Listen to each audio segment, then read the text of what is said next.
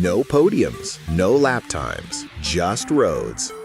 From RC crawls and city shifts to mud, snow, farms, and long-haul sunsets, these are the 10 best driving games to sink into in 2025. Engines on. All right, meters on, diffs locked, mirrors checked. Starting from TrophyRC. So TrophyRC is basically RC rock crawling, but it feels way more intense than it sounds. You're driving these 1/10 scale rigs over pallets, pipes, sandbox hills, those little seesaw bridges, stuff that looks like a joke until a tire slips and the whole chassis tips. The handling is snappy like a real transmitter, so tiny throttle taps and steering flicks matter.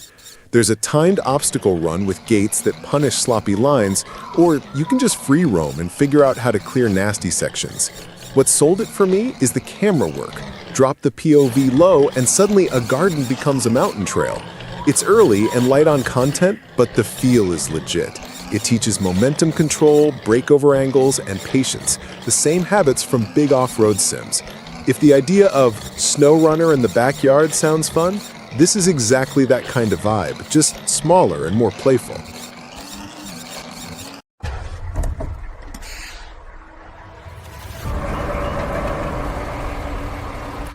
RoadCraft scratches that itch where the vehicle is the job.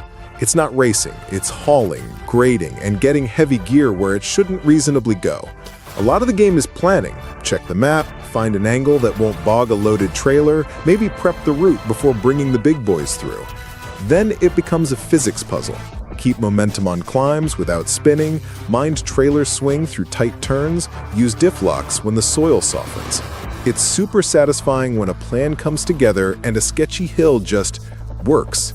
The loop is very do the work right, and the payoff is seeing the site open up because the route is finally drivable. If driving with purpose is the thing, moving steel, not chasing lap times, this has that practical, methodical feel that's perfect for chill sessions after a long day. Good afternoon. My week has been hectic. I have a busy schedule and I really need to be on time. It shouldn't take long. Taxi life is all about clean city driving, signals, roundabouts, not making the person in the back spill their coffee. Barcelona looks great from the dash, and the chill part is just learning the neighborhoods and finding the smart shortcuts. There's this patience/tips system that rewards smooth driving, and it actually makes the don't speed, don't slam brakes vibe feel worth it. Over time, it turns into a little business. Keep the car maintained, hire drivers, grow the fleet. Post-launch, they've patched a bunch of the annoying stuff like pedestrians doing nonsense, added wheel support and some QOL tweaks, and even let players pick up street hails without menu diving, which helps the flow a lot. It's not perfect. Loops repeat and performance can vary. But as a one more fare before bed kind of game, it's surprisingly relaxing and genuinely about driving well, not fast.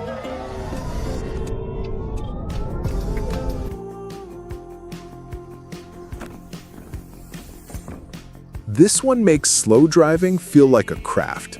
You're in Berlin doing real routes with big vehicles that punish sloppy inputs. Turn too tight, curb it. Brake too hard, passengers sway. The fun is in the routine.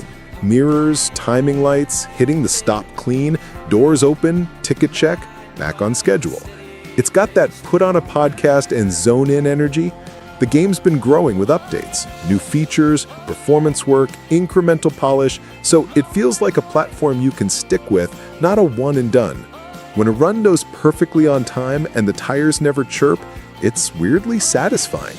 If the idea of mastering mass and momentum sounds good, driving the right way, not the fast way, this is the bus sim to live in for 2025.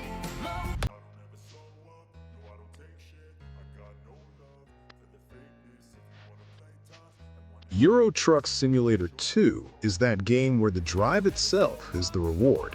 Pick a job, plan the route, settle into the cab, and watch Europe roll by as the sun sets and the wipers earn their keep in a midnight storm. It's not stressful, it's satisfying. Manage speed through villages, time the downshifts for hills, keep distance in rain, and thread roundabouts with a trailer that absolutely remembers every bad input on the last turn. The loop becomes addictive fast. Deliver on time, avoid damage, bank the cash, then upgrade the rig, expand the garage, and hire drivers so the company keeps earning while doing the long hauls that hit the Zen zone best. 2025 has been a good year too. The big 1.55 and 1.56 updates brought QOL tweaks, new tuning content, and fresh cargo partnerships, while the studio keeps teasing huge northern expansions that make the map feel endless again for convoy nights with friends. FS25 is where driving runs the whole show. Everything is a vehicle task: prepping fields, sowing, spraying, harvesting, hauling, and it all links to a farm that actually feels like a place you manage. The joy is the rhythm. Sunrise tractor work, a midday grain haul through town, headlights cutting dust at dusk. 2025 brings more kit, fresh systems, and that steady refinement that keeps the loop engaging without wrecking the zen. It's perfect if the fun is drive with purpose instead of drive to win. Co-op is great, but even solo, it's easy to lose hours dialing in a field and running a clean logistics chain. Simple to get into, deep enough to live in.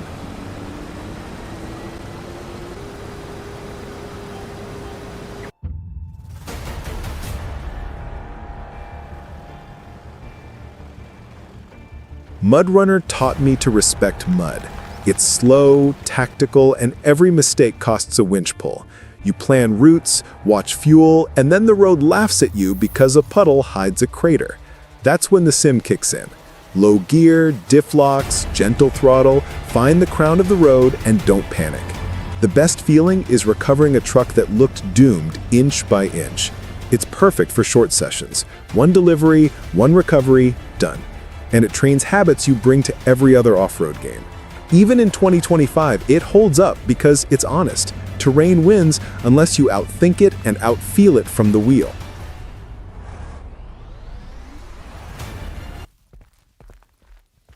Lake is the breathe game. Drive the mail van, learn the routes, talk to locals, and just enjoy the scenery. The handling's simple but not throwaway. You still have to park cleanly and respect corners on gravel. What makes it stick is the pace. No pressure, just a day unfolding on the road with small decisions and nice views. It's a perfect buffer between more intense sims in this list. Play a chapter, exhale, and remember that sometimes the best part of driving is when absolutely nothing dramatic happens. Just the engine, the road, and a quiet town.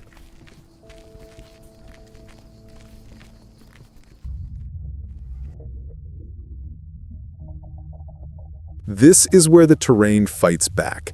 SnowRunner takes everything from MudRunner and dials it up. Deeper snow, bigger maps, and a garage full of rigs that each have a sweet spot. The game makes planning exciting. Scout first, stage fuel, pick tires, think through recoveries before you even move the load. Co-op rescues are hilarious and heroic in equal measure. And the mod scene keeps new maps and vehicles coming, so 2025 still feels fresh. The payoff is massive when a risky crossing holds or a climb finally sticks. If the favorite part of driving is solving problems with the wheel and a good setup, this is the top of the pile.